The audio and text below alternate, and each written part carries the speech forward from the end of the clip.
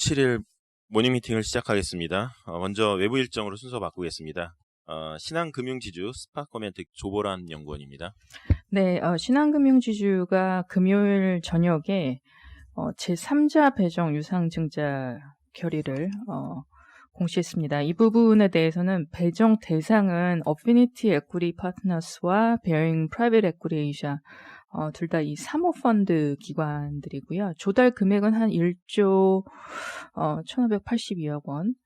저희가 계산해 본 바로는 장부가 희석은 약 한 5%, 그리고 EPS 희석은 대략 한 7에서 8% 정도 나옵니다.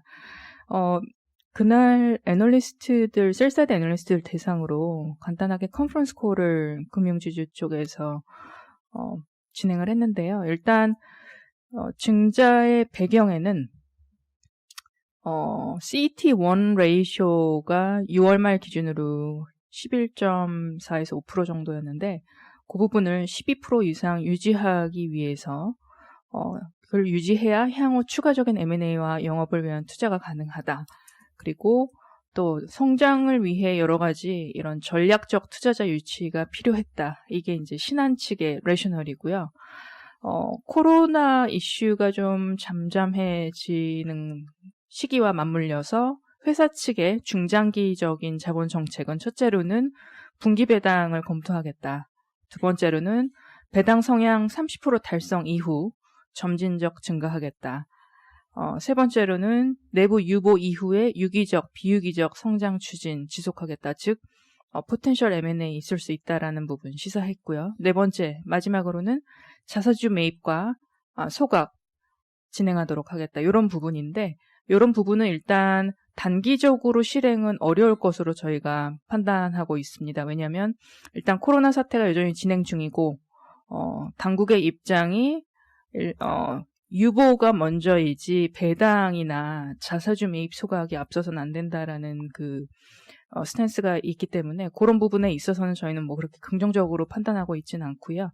다만 이 증자 방식이 제3자 배정이고 기준 주가 대비 할인율이 2% 정도밖에 되지 않아서 주가에는 단기적으로 큰 부담이 되지 않을 것으로 예상하고 있습니다.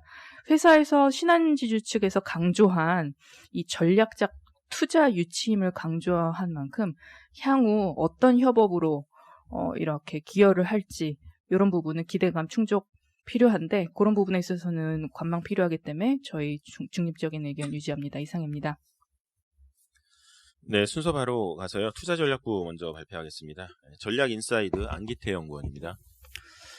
예, 지난 코로나 이후 지금까지 글로벌 매크로 상황은 이제 유동성 증가율은 급증하고 반면에 이게 실물에서 돈이 안 돌아가니까 화폐 유통 속도는 급락. 그래서 실물단에서 이제 가격은 이제 ASP 같은 것들은 못 올라가고 자산만 올라가는 상황이 나왔습니다.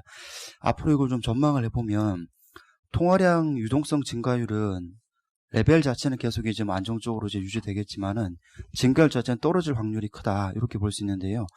이걸 좀 볼 수 있는 게 페드 자산 같은 경우가 코로나 전에 페드 자산이 4조 달러 그리고 지금 7조 달러니까 75% 늘었거든요. 반면에 장기적으로 페드 자산이 한 10조 달러 정도까지 볼 수 있어요. 지금 컨센서스든 FM 연준 위원 내부 전망이든 이런 걸 보면은 10조 달러까지 늘 수 있는데 장기적으로 그럼 이게 10조 달러까지 늘어도 증가율은 이게 40%로 떨어지거든요. 그러니까 내년에 높아봐야 유동성 증가율은 떨어질 수밖에 없다. 그로스는 각도는 떨어진다. 이렇게 보고요.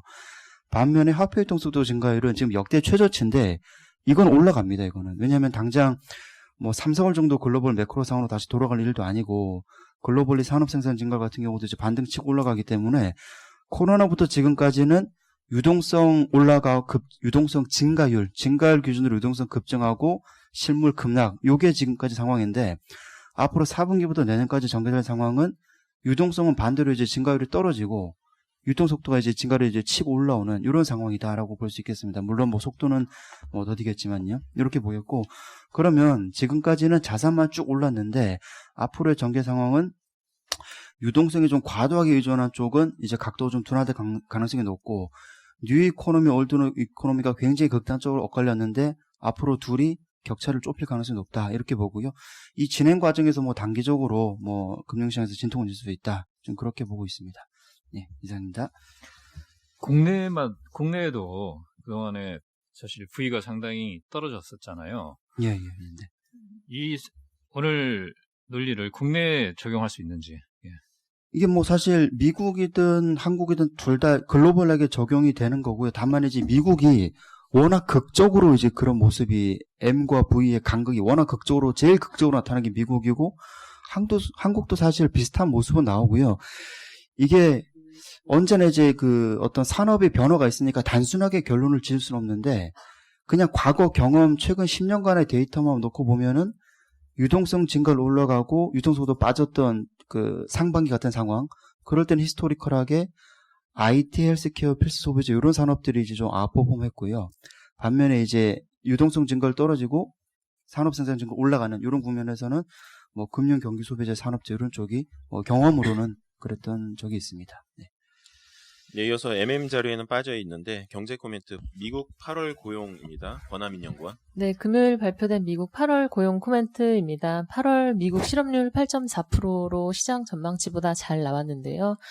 실업률은 계속 이제 하락하고 있습니다. 내용도 보시면은 일단 양쪽으로는 괜찮았다라고 보는 게 전월에 이제 감소했던 경제활동 인구가 한 달 만에 재차 증가하면서 경제활동 참가율도 0.3%포인트 올랐습니다. 다만 저희가 질적 지표의 개선이 좀 더디다라고 표현할 수 있는 건요. 이제 결국 전체 고용의 25%가 정부 고용이었다라고 볼 수가 있겠습니다. 인구 조사를 위한 임시직 고용이 정부 쪽에서 23만 명이 나왔기 때문에 이제 전체 양적 고용 호조에 좀 반영이 되어야 되는 부분이고, 또 하나 저희가 말씀드릴 게 상당수의 임시해고자 감소가 연구해고자의 증가로 이어졌다라고 볼 수가 있겠는데요. 임시해고자 말고 이제 연구해고자 비중은 8월에 25%까지 올라오는 상황입니다. 결국 이제 3, 4월 동안 이제 전체 감소한 서비스업 쪽의 실업자가 1,800만 명 정도 되고요. 지난 5, 6, 7, 8, 4개월 동안 이제 회복된 신규 고용이 920만 명 정도 돼서 한 절반 정도의 회복이 됐다라고 볼 수가 있겠는데요. 양쪽만 놓고 보면. 다만 저희는 이제 8월에 일시적인 정부 고용 급증이나 이런 것들을 고려했을 때 고용 회복 속도는 점차 둔화될 것으로 보고 있습니다. 그래서 전체적으로 저희 회복 각도는 좀 완만해질 것이다. 이렇게 정리를 드리겠습니다. 이상입니다. 네, 이어서 채권 전략으로 가겠습니다. 채권 전략 위클리 강승원 연구원. 네, 이제 지난주에 2021년 예산안이 발표가 됐고요. 채권 시장에서 주목했던 내년도 국채 발행 규모가 올해보다 많은 173조 원으로 발표가 되면서 시장 금리가 좀 장기물 위주로 급등하는 모습이었습니다. 쉽게 좀 숫자로 말씀드리면 저희가 최근 한 3년 동안, 그러니까 코로나 전에 평년적으로 국채 발행 한도가 보통 100조 원 정도였거든요. 그러니까 한국 시장이 연간으로 소화하는 물량이 100조 원 정도였는데 이제 내년에 발행하는 규모가 173조인 거죠. 물론 이제 올해도 한 167조 발행이 됐는데 한은이 금리 3번 인하해줬고 글로벌 금리가 역사적 저점을 경신하는 등 굉장히 좀 채권 매수에 우호적인 환경이었다면 뭐 내년에는 사실 경기 지표도 기저효과 거기다가 한국은행의 금리 인하가 없는 상황에서 과연 이 물량이 소화될 수 있냐 쉽지 않다고 보고요. 특히나 어제 오후에 4차 추경 규모가 7조 원 중반대로 결정이 됐습니다. 그러면 이제 10월부터 국채 발행 규모가 월간 한 20%씩 증가하는 부분이 있기 때문에 조금 힘들다라는 생각이고요. 일각에서는 나올 거 다 나온 거 아니냐 이제 끝났다라고도 주장하시는 뭐 사이트도 있는데 MM의 왼쪽 차트 봐주시면 이게 어떤 거냐면 국내 주요 기관들 수요인데요. 현재 은행을 제외하고 외국인, 기금, 보험, 투신 주요 기관들의 국채 순매수 규모가 8월까지 이미 전년도 매수 규모를 다 채웠습니다. 흔히 말해서 북을 더 빨리 소진할 필요도 없어요. 그래서 저희가 보기에는 빠른 기관들은 10월부터 북클로징 들어갈 거다라고 보고요. 저희가 이런 식의 수급 공백을 언제 봤었냐면 작년에 봤었거든요. 그러면 이제 기금보험 투신이 빠르면 올해 10월부터 북클로징 들어가는데 계속해서 채권 발행 물량을 오히려 는다. 이랬을 때는 아직까지는 수급 요인이 다 해소됐다라고 평가하기는 좀 어렵지 않을까라고 생각을 하고요. 여기서 사실 좀 저희가 생각할 수 있는 메시지가 두 개가 있는데 경기가 딱히 안 좋은데 수급 때문에 금리가 오르면 어떤 일이 벌어지냐면 2018년도에 저희가 봤죠. 경기와 무관한 금리 상승은 꽤나 긴 시기에서의 금리 하락에 씨앗이 됩니다. 2018년도에도 연준이 금리 4번 올리니까 우리나라 경기 안 좋은데 금리 따라 올렸더니 금리 인상 직후부터 무려 1년 동안 금리 하락했고요. 장기적으로. 이거는 저희가 지금 내년도 그림인 거고요. 다만 단기적으로 아까 말씀드렸다시피 주요 기관들 북클로징 앞두고 여전히 변동성 확대 국면이다. 좀 전략적인 차원에서 지금은 단기채 투자하면서 변동성 피해 있자라는 말씀 드리겠습니다. 미국 관련해서는 오른쪽 차트 하나만 말씀을 드리겠습니다. ALT 도입했는데 왜 BI 안 올라? 라고 많이 물어보시는데요. 오른쪽 차트가 2016년, 17년도 BI와 국제유가 전년동기 상승률인데, 똑같습니다. 내년도 저희 당사 국제유가 전망치 차용하면, 당장 내년 3월 달에 YY 47, 4월 달에 147% 올라가면, 올해 연말부터 BI 2%대 위로 올라갈 수 있다고 보고요. 연말까지 명목금리 오르더라도 미국의 실질금리는 오르지 않을 거다. 안정적 유지될 거라는 전망 유지하고 있습니다. 이상입니다. 네, 다음은 NH 소버린 모니터 신한종 연구원입니다. 네, 글로벌 채권은 지난주에 급등락을 했는데요. 특히 미국 채권 시장 보면은 나스닥 급락 등등으로 0.62까지 떨어졌던 10년채가 금요일 하루만 약 10bp 올라가지고 0.72, 그러니까 올라갔다 내려갔다 지금 반복하고 있는데 이런 급등락 흐름들이 지금 계속되고 있습니다. 미국에서는 일단은 나스닥 급락 등등에 좀 안 좋은 것도 있었지만 제조업 지표하고 고용 지표 회복이, 그다음에 이번 주에 있을 미국채 발행 물량 등등이 부담이 됐다고 볼 수 있겠는데요. 유럽에서는 유로존 CPI가 이게 하락세로 전환되면서 디플레이션 계속되고 있구나. 그래서 경제 회복 기금 나왔어도 좀 불확실하기 때문에 추가로 완화 정책 더 할 거다 하는 것 때문에 미국과 달리 전반적으로 그래도 금리는 하락했다고 볼 수 있습니다. 신흥국들은 이게 지역별로 차별화됐는데요. 남미는 강세, 환율적 강세, 금리는 거의 하향 안정화됐기 때문에 큰 변화가 없고, 남미는 환율 강세, EMEA는 유럽, 동유럽, 러시아 이쪽은 약세, 아시아는 보합 보였는데, 각 지역의 경기 반등, 그 다음에 지정학적 이슈, 구조개혁에 의해서 이런 변동성 차이가 계속 날 거라고 보고 있습니다. 이상입니다. 네, 이어서 원자재 전략입니다. 황병진 연구원. 네, 원자재 말씀드리도록 하겠습니다. 지난주 원자재 시장은 S&P GSCI 기준으로 마이너스 3.57% 하락률을 기록을 했습니다. 에너지 섹터가 마이너스 6.81% 후퇴하면서 원자재 지수 약세를 주도했다고 일단 보시면 될 것 같고요. 금은 등 기금속 섹터와 산업금속 그리고 농산물 섹터도 동반 반락했는데, 결국 에너지 섹터의 약세를 주도했던 부분은 직전주 유가를 상승시켰던 허리케인 로라 이슈가 소멸된 가운데 이 미국 주식 시장의 폭락이 오히려 드라이빙 시즌이 종료되는 가운데 수요 둔화라든가 아니면 수요를 둘러싼 우려를 좀 자극을 했다라고 좀 보고 있습니다. 기금속 섹터 같은 경우에는 지난주에 위험자산 회피 현상 속에서도 이 달러 지수가 92포인트 아래로 일시적으로 내려갔다가 다시 또 재차 반등에 시도하면서 원자재 시장 투자 심리 자체가 유가라고 하는 부분 때문에 일시적으로 좀 후퇴한 가운데 단기적인 차익 실현 빌미를 제공했다라고 일단 보고 있고요. 이 산업금속 섹터와 농산물 섹터도 반락하기는 했지만 에너지와 기금속 섹터에 비해서는 상당히 하락폭 자체가 제한적이었다라고 하는 부분은 결국 지금 단기적으로는 미국 주식 폭락이라고 하는 부분이 위험자산 전반에서 투자 심리의 그런 위축 우려로 좀 작용하고 있는 반면에 일단 지난주 발표됐던 그런 제조업 PMI, 특히 중국의 제조업 PMI는 상당히 좀 긍정적으로 좀 작용을 했다라고 일단 보고 있습니다.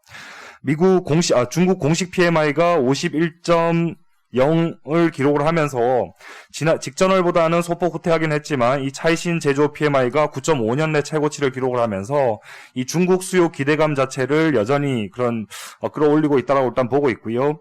특히 중국의 경우에는 최대 산업금속 소비국이자 2위 에너지 소비국이라고 하는 측면에서 최근에 저희가 11월 대선을 앞둔 미국과의 갈등이 있긴 하지만 이 중국의 그런 제조업 지표에 견주한 그런 양상들 자체는 결국 중국 기대감을 높이면서 이 불가피한 가격 조정 국면에서 원자재 매수세를 유입을 하고 있다라고 좀 보고 있습니다.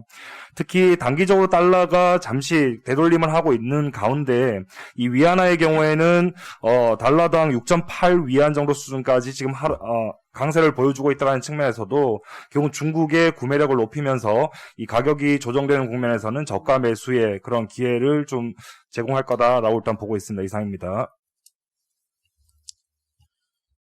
네, 이어서 산업기업 분석 가기 전에 그 투자 전략과 FICC 관련 질문 있으시면 질문 잠깐 기다리겠습니다.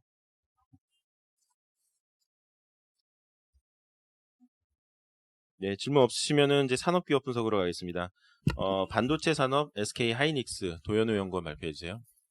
예, 자료가 두 개가 있습니다. 첫 번째로는 지난 주말에 미국 정부에서 중국 파운드리 업체 SMIC에 대한 제재를 검토하고 있다고 미국 언론에 보도가 많이 됐고요. 이유는 이 SMIC랑 중국 군대랑 뭐 관계가 있다 이런 이유로 들었습니다. 최근에 중국 정부에서 화웨이를 규제를 하니까 화웨이가 TSMC와 같이 협업을 하기 시작했거든요. 그 이후에 또 TSMC도 제재를 하고 이후에 화웨이가 이제 SMIC한테 이제 도망을 치니까 SMIC도 제재를 해서 아예 화웨이를 생산을 못하게 만들려고 하는 전략이 아닌가 그렇게 생각을 하고 있습니다. 그래서 SMIC가 제재 리스트에 오르게 되면 미국 기업이 SMIC랑 거래를 할 때 미국 정부의 또 사전 승인을 얻어야 되고요. 사실상 미국 장비 업체들 뭐 랩리서치라든지 어플라이드 머티리얼즈 같은 회사들의 장비 수출이 불가능하다 이렇게 보시면 될 것 같습니다. SMIC는 저희가 지난번에 자료도 작성을 했었는데 세계 5위의 파운드리 업체이고 14나노 이하의 공정을 양산할 수 있는 중국 유일의 파운드리입니다. 그래서 화웨이가 TSMC랑 거래를 못하게 되면 SMIC밖에 선택할 수 있는 수단이 없기 때문에 최근에 SMIC의 주가도 뭐 올랐고 시장에 좀 관심도 많아졌는데 미국 정부에서 또 SMIC에 대해서 규제를 하게 되면 화웨이는 이제 선택할 수 있는 수단이 없다 이렇게 보면 될 것 같습니다. 규제가 현실화되면 장비 업계 전반적으로 부정적인 영향이 예상이 되고요. 중국 내 팹리스 업체들이랑 YMTC, 창신 메모리 같은 중국 내 메모리 업체들한테도 부정적이지 않을까 그렇게 생각이 됩니다. 반면에 장기적으로 SMIC랑 경쟁하고 있는 삼성전자라든지 TSMC 같은 파운드리 업체에게는 수혜가 가능하지 않을까 이렇게 생각이 들고요. 최근에 시장의 전망이 SMIC의 중국 정부의 지원이 막대하게 들어가면서 경쟁력이 많이 올라갈 거다 이렇게 예상을 했었는데 이제 그게 불가능해지면 TSMC, 삼성전자의 경쟁력 유지가 계속되지 않을까 이렇게 생각이 됩니다. 두 번째 SK 하이닉스 말씀드리겠습니다. 3분기 실적 추정을 했는데 영업이익이 1.3조 나올 것 같습니다. 전분기 대비해서 33% 떨어질 것 같고요. DRAM ASP가 7% 하락하고 낸드가 5% 하락할 거로 생각을 하고 있습니다. 많이 말씀드렸지만 상반기 비대면 수요 증가로 데이터 센터 투자가 2분기까지는 상당히 좋았는데 3분기부터 많이 줄어들고 있고요. 이 회사들이 보유한 DRAM 재고가 연초 4주에서 최근 8주 수준으로 늘어난 상황이기 때문에 연말까지는 투자를 많이 줄이지 않을까 그렇게 생각이 듭니다. 그래서 서버 DRAM 중심으로 메모리 가격 하락이 연말까지는 이어진다라고 보고 있고 4분기에도 DRAM ASP 8% 하락 전망하고 있습니다. 그래서 4분기 영업이익은 9천억 원으로 여기 3분기 대비해서 또 한 30% 감소하지 않을까 그렇게 생각이 됩니다. 반면에 최근에 이제 주가는 하방 경직성을 좀 보이고 있고요. 그 이유는 현물 가격이 금요일까지 한 8일 연속으로 상승을 하고 있습니다. 금요일에도 한 1.8% 올라가고 있고 이 해석이 여러 가지로 이제 분분한데 시장에서 화웨이가 물량을 땡기는 거다 이런 얘기들도 있고 여러 가지 해석들을 하고 계신데 근본적으로는 연말까지 이 DRAM 재고가 많이 줄어들어서 1분기에 다시 투자가 시작이 되면 1분기부터 업황이 다시 개선될 거다. 이거를 좀 선반영하고 있는 게 아닌가 그렇게 생각을 하고 있습니다. 과거에 DRAM 현물 가격이 고정거래 가격을 한 3개월 정도 선행해서 움직인 사례가 상당히 많기 때문에 1분기부터 DRAM 고정거래 가격이 올라간다라고 생각을 하면 현 시점부터는 현물 가격이 올라가는 게 정상이다 이렇게 보면 될 것 같습니다. 최근에 미국 주식시장이 상당히 안 좋음에도 불구하고 마이크론 같은 회사는 잘 버티고 있거든요. 금요일에는 이제 플러스도 나고 미국 투자자들도 이렇게 비슷하게 보고 있는 게 아닌가 그렇게 생각하고 있습니다. 그래서 하이닉스 같은 경우는 4분기까지 실적은 안 좋지만 1분기부터 실적이 개선된다. 그리고 주가는 선행해서 움직이니까 현 시점이 투자하기에 좋은 시점이 아닌가 그렇게 생각하고 있습니다. 이상입니다. 네, 이어서 MMN은 빠져 있는데 두산 하웨이는 그러면은 SMIC 이후에 그러면 저 대안이 없는 건가요? 향후 하웨이 쪽에 넥스트 스텝은 어떻게 될 걸로 보시는 거예요? 예, 그래서 기존에는 화웨이가 TSMC한테 많이 주고 있었고 SMIC가 대안으로 떠올랐었는데 SMIC가 현재 14나노까지밖에 못 만드니까 중국 정부에서 지원을 많이 해서 SMIC의 경쟁력을 빨리 키울 거다 이렇게 생각을 했습니다. 그리고 SMIC가 뭐 7나노 만들 수 있는 수준까지 가기 전까지는 화웨이는 대만의 미디어텍의 AP를 사서 쓰지 않을까 이렇게 예상을 했었는데 최근에 그것도 제재가 가해졌어요. 화웨이의 모든 반도체 제품을 수출할 경우에는 미국 정부의 승인을 얻어야 된다라고 했기 때문에 화웨이가 미디어텍의 제품을 가져오는 것도 불가능해졌고 이제 SMIC랑 같이 반도체를 만드는 것도 이 제재가 현실화될 경우에 불가능해졌기 때문에 화웨이는 선택할 수 있는 방법이 없다라고 보고 있습니다. 그래서 시장 일각에서는 화웨이가 내년에 스마트폰 사업을 아예 포기하는 것을 예상을 하는 그런 예상들도 좀 최근에 좀 많아지고 있습니다. 방법이 없다라고 보고 있습니다. 네, 다음은 두산솔루스 스파코멘트 고정희 연구원 발표해주세요. 네, 두산솔루스 최대 주주가 스카이레이크 이제 사모펀드로 이제 바뀝니다. 지난주 금요일 장 종료 후에 이제 두산솔루스가 이제 최대 주주인 두산이 스카이레이크와 이제 주식 매매 계약을 이제 체결했다고 이제 공시를 했습니다. 그래서 매도인은 이제 두산 및 특수관계자 8인이고요. 매각 지분은 52.93% 정도. 그리고 딜 종료는 이제 10월 30일 다음 달 말일입니다. 매각 금액은 이제 6,985억 원으로 약 7천억 정도 수준이고요. 따라서 이제 주당 매각 가격은 43,000원 정도 수준으로 이제 계산이 됩니다. 매각 가격이 이제 21년 EBITDA 이제 저희 추정치 기준으로 16배 수준으로 저희는 이제 보고 있는데 기존에 이제 매각 금액이 이제 7천억 수준으로 많이 알려졌기 때문에 시장에서 대부분 예상하고 있었던 매각 범위였다라고 저희는 보고 있고요. 좀 딥다이브하게 조금 생각을 해보면 일진 머티리얼스가 내년 기준으로 EV/EBITDA가 이제 13배 정도 이제 됩니다. 근데 이제 캐파 자체가 내년에 5만 톤 정도 되고요. 두산솔루스는 이제 내년 기준으로 15,000톤 정도 됩니다. 그렇기 때문에 아마 매각과 관련돼서는 올레드 소재 사업 가치도 이제 반영되었다라고 이제 보고 있고요. 저희 입장에서 봤을 때는 두산은 잘 팔았다라고 저희는 높은 가격에 이제 잘 팔았다라고 이제 봅니다. 일단 체제 두주 변경에 따른 기존 사업인 올레드 소재와 이제 전지박 사업의 변화는 없을 것으로 저희 보고 있고요. 시장은 두산솔루스 관련해서 매각 관련한 이제 불확실성은 완전히 해소되었기 때문에 이제 펀더멘털에 이제 보다 집중적일 것으로 저희는 보고 있습니다. 우선 이제 투자자들의 이제 가장 첫 번째 이제 관심사는 4분기 유럽 헝가리 전지박 공장의 초기 수율 여부일 거다라고 이제 보고 있고요. 두 번째가 이제 스카이레이크로 이제 대주주 변경 후에 전개될 사업 전략에 초점이 맞춰질 것으로 저희는 보고 있습니다. 앞으로 주가는 펀더멘털을 따라갈 것이기 때문에 변동성은 많이 축소될 것으로 저희 보고 있습니다. 이상입니다. 네, 다음은 이제 휴젤 스파코멘트 나간준 연구원. 네, 휴젤 스파코멘트 자료 발표하겠습니다. 지난주 금요일 장중에 발간한 자료인데요. 일단 지난 6월 8일에 휴젤이 중국 CDE에 이제 톡신 레티버에 대한 보안 자료를 제출한 바 있었습니다. 이후에 이제 저희는 이제 금요일에 9월 3일자로 휴젤이 제출한 보안 자료에 대한 심사가 테크니컬 리뷰가 끝난 것을 확인을 했고요. 이제 CDE는 그동안 진행되었던 심사 데이터를 총 종합해서 의사결정을 앞두고 있는 것으로 추정하고 있습니다. CDE는 그럼 이제 어떤 결정을 내리게 되냐 하면은 총 3가지 선택지가 있습니다. 하나는 이제 허가, 그리고 두 번째는 이제 보류, 세 번째는 거절, 이 3가지 중에서 의사결정을 진행하게 되는데요. 이제 저희는 지난 6월에 입센의 톡신 디스포트가 중국 허가에 성공한 점을 미루어 보아서 중국 내에서 수입산 톡신에 대한 불확실성은 해소된 것으로 파악하고요. 그리고 휴젤 레티브 역시 중국 허가 가능성이 높은 것으로 판단하고 있습니다.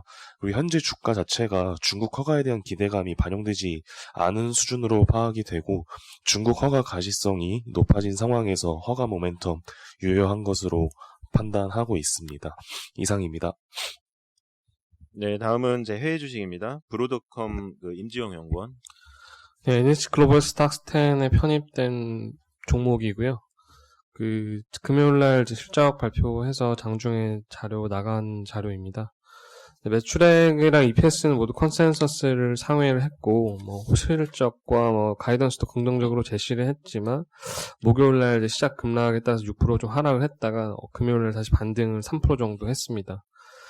네, 반도체 부문은 이제 전년 대비 4% 감소를 했는데 인프라 소프트웨어 매출 정도가 41% 정도 전년 대비 증가를 하면서 약간 소프트웨어가 실적을 좀 방어했다.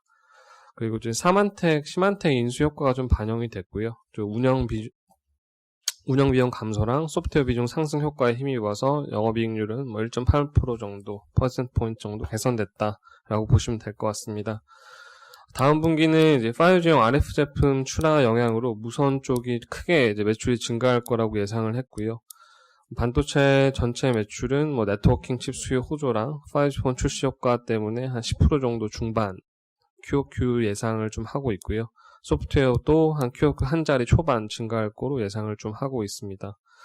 투자 포인트였던 이제 5G 스마트폰 RF 제품 매출 확대가 본격적으로 다음 분기부터 나타나고 와이파이 뭐 업그레이드 사이클도 유효하고 뭐 시만텍 인수 효과도 뭐 수익성 개선으로 나타나고 있기 때문에 여전히 뭐 긍정적으로 좀 보고 있고 밸류에이션도 뭐 12개월 선의 PER로 16배, 피어 평균 27배 대비 저평가로 밸류 부담도 없는 상태라서 매수 접근 권고드리고 있습니다. 이상입니다.